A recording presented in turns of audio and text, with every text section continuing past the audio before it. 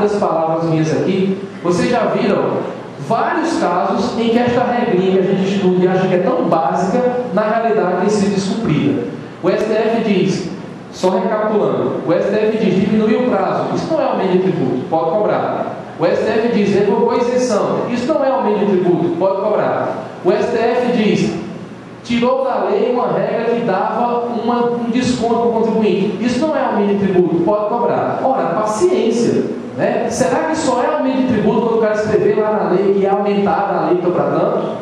Assim, infelizmente, tem se manifestado o Supremo Tribunal Federal e deve haver, claro, uma reação da comunidade jurídica contra isso para tentar mudar essas infelizes decisões. Com relação ao imposto de renda, o problema é ainda mais grave e, como eu falei para vocês, está sendo repetido agora. Felizmente até tem uma instrução normativa da Receita que está tentando consertar, né? O que é que aconteceu no início do ano? Vocês devem lembrar que no fim do ano passado acabou-se a CPMF. O governo alegou que ia ter um rombo de 40 bilhões nas suas contas e preparou um pacote de maldades, a vingança contra o contribuinte. E no pacote de maldades veio aumento do IOF. Quem já estudou direito tributário sabe que o presidente da República pode simplesmente, por meio de um decreto, aumentar o IOF e cobrar de imediato. Aí não tem anterioridade nem 90, que a própria Constituição diz que IOF, Imposto sobre Operações Financeiras, não obedece a anterioridade 90. Vou nem discutir isso aí, tem até algumas críticas quanto a isso, mas vamos deixar isso aí de lado, que não faz parte exatamente do tema que nós estamos comentando. Mas também houve um aumento da contribuição social sobre o lucro líquido para as entidades do sistema financeiro. Eu não estou aqui para defender banco. Acho até que o lucro do banco deve ser tributado de maneira mais pesada mesmo. Se vocês forem olhar de acordo com o patrimônio que ele possui, os bancos são as instituições do Brasil mais lucrativas, que têm o maior percentual de lucro quando comparado com o patrimônio. Então deve realmente ser tributado de maneira mais pesada. Só que isso tem que ser feito com obediência à Constituição Federal, porque eles editaram uma medida provisória no início do ano. Então, a medida provisória foi a medida provisória 413, de 3 de janeiro de 2008. 3 de janeiro está na MP. Contribuições para a Seguridade Social não precisam esperar o outro ano para cobrar. Tudo bem. Só precisam esperar 3 meses. Para garantir que os 3 meses seriam cumpridos, disseram que a cobrança só ia ser feita a partir de 1º de maio. Então, 3 meses sem cobrar, 1º de maio começou a cobrar. Só que aí acontece aquele pequeno problema que nós comentamos. Se a entidade estiver apurando com estimativa mensal, eu não vou também detalhar isso, que isso é uma coisa bastante técnica, né? Não caberia num fórum como esse, mas se a entidade está pagando mensalmente, simplificando, né? Ela pagou janeiro com a alíquota mais baixa, que foi 9%, era 9%, fevereiro 9%, março 9%, aí abril 9%, maio já entra a alíquota mais pesada, e bem mais pesada, de 15%. Aí vai pagar, está pagando, né? De maio até o fim do ano, a alíquota de 15%.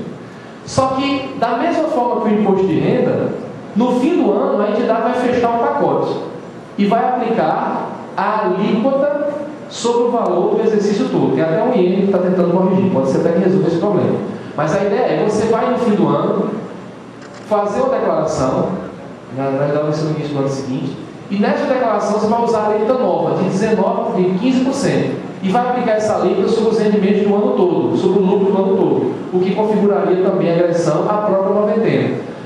Quero só lembrar aqui para que vocês entendam melhor isso, algumas pessoas estão fazendo uma cara estranha para mim, tentando entender o que eu estou falando, mas para que fique mais fácil de entender, eu quero que o raciocínio é assim. Vou pegar um pouquinho, se o pessoal da direita não gosta muito disso, vai pegar um pouquinho de conhecimento matemático. Né? Você deve lembrar, lá da matemática, se você colocar A vezes, abre um parênteses, B mais C, isso dá a mesma coisa de AB mais AC. Lembram disso? A vezes B mais C dá AB mais AC. Então, o que é que acontece? Se você tinha a alíquota agora, colocar 15%, que é a alíquota nova, vezes, vai somar os rendimentos. Rendimento de janeiro, mais fevereiro, mais março, mais abril, mais blá blá blá, dezembro, isso dá igual a 15% de janeiro, mais 15% de fevereiro, mais 15% de março, mais 15% de abril, mais 15% de maio. Só que janeiro, fevereiro, março e abril não poderia aplicar a alíquota de 15%. Aplicaram de 9 no início do ano, mas se o sujeito estiver submetido a um recolhimento mensal, que entra aí na questão mais técnica, ele vai, no fim, quando fechar o pacote, vai aplicar a alíquota nova sobre os rendimentos do ano todo. Sei que é uma questão bastante técnica, mas eu não poderia deixar de, em falando de direitos e garantias do contribuinte, lembrar do que está acontecendo, né, durante esse exercício de 2008, em mais um desrespeito do Estado a essa garantia fundamental do contribuinte, que é a garantia da não surpresa.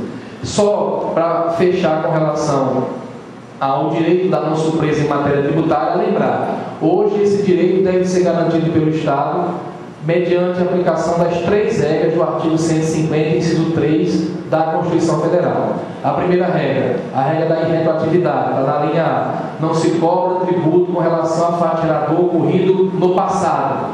Se fizerem uma ponte, a ponte gerou valorização imobiliária, não podem cobrar contribuição de melhoria editando a lei depois, porque o fato gerador valorização foi no passado, então não pode cobrar para o passado. Depois, na linha B, não pode cobrar no mesmo exercício. O exercício financeiro no Brasil coincide com o ano civil. Se editar uma lei aumentando o tributo agora, só pode cobrar esse tributo no ano que vem. Como eu falei, quando existia só a linha A e B, isso não valia de nada, né? Porque no fim do ano aumentavam os tributos e o ano seguinte era o mês seguinte. Aí foi o que fizeram. Um raríssimo caso de emenda que beneficia o contribuinte, colocaram a linha C, garantindo um prazo de 90 dias para que o contribuinte faça o pagamento do tributo. Então é assim, se aumentarem agora, nós estamos no dia 26, é isso? 26 de setembro, ainda faltam mais do que 90 dias para o ano acabar. Então pode cobrar a partir de 1º de janeiro? Pode. Porque cobrando em 1º de janeiro, já passou o ano, já é ano seguinte, já obedeceu a linha B e já se passaram 90 dias. Portanto, a cobrança pode ser feita. Agora, se o governo fizer aquela sacanagemzinha de aumentar em dezembro, não pode cobrar em 1º de janeiro, porque vai ter que esperar 90 dias. Certo? Da mesma forma, se aumentarem o tributo em 1º de janeiro, podem cobrar depois de 90 dias? Não, porque ainda falta chegar o ano seguinte. Então as regras trabalham em conjunto, todas para garantir que a gente possa preparar o orçamento individual, o orçamento de cada pessoa para as novas incidências tributárias. Na realidade, o que se quis garantir foi: não se cobra para o passado e o contribuinte vai ter pelo menos 90 dias para se preparar para essa elevação de carga tributária. Agora, isso aí tem sido profundamente desrespeitado pelo poder público, certo? Melhor dizendo, pelo poder público e pelo judiciário, que na prática deveria interpretar essas regras de uma maneira mais condizente com o que o legislador constituinte quis, que foi dar às pessoas o direito de se preparar contra agravamento da carga tributária, seja esse agravamento configurado por um aumento de uma alíquota, seja por uma redução do desconto, seja por qualquer coisa que traga esse prejuízo para o contribuinte.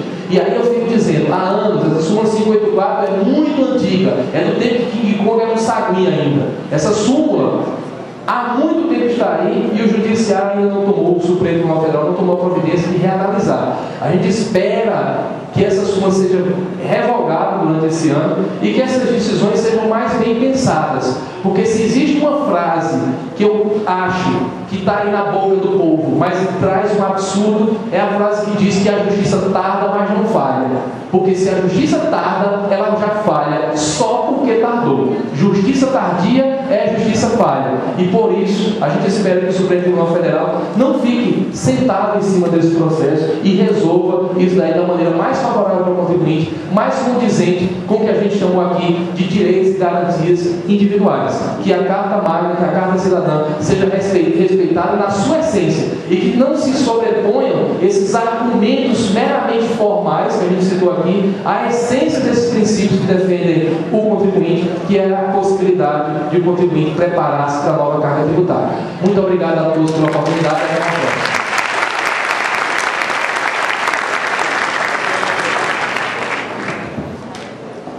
Quero parabenizar o professor Ricardo Alexandre pela brilhante palestra que ele acaba de nos permitir ouvi-lo. E queria só umas 2 palavras e já vou dizer elas com aquela preocupação de ficar sozinho, né?